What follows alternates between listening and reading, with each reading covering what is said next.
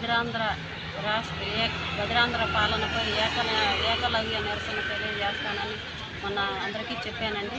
అదే నిర్ణయించుకున్నాను. రాష్ట్రంలో జరుగుతున్న అరాచకాల గురించి, అన్యాయాల గురించి, దోపిడీల గురించి, దొంగతనాల గురించి, గంజాయి గురించి, రేపు ఎలక్షన్లో జరగబోయే అరాచకాల గురించి మాట్లాడటానికి మేడం గారికి విన్నవించుకోవడానికి వచ్చాము. ఈ ఏకలవ్య నిరసన నేను తెలియజేస్తూ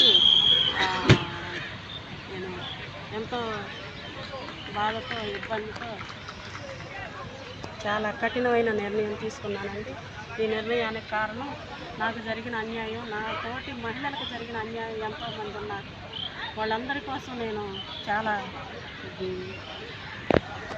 కోసం నేను ఈ నిర్ణయం తీసుకోవాల్సి వచ్చింది. ఈ నిర్ణయం కోసం నన్ను మన్నించాలని పెద్దలుగా ముర్ము గారికి, మోదీ గారికి, మన చంద్రచూడ్ గారికి వీళ్ళందరికీ విన్నవించుకోవాలి వచ్చాను. వాళ్ళని కలవటానికి నా వల్ల కావట్లేదు.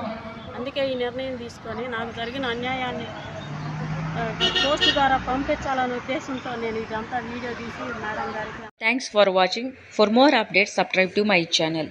చూస్తూనే ఉండండి. మరెన్నో అప్డేట్ కోసం ASN24 టీవీ న్యూస్ చేయండి, కామెంట్ చేయండి, సబ్స్క్రైబ్ చేయండి. Thank you.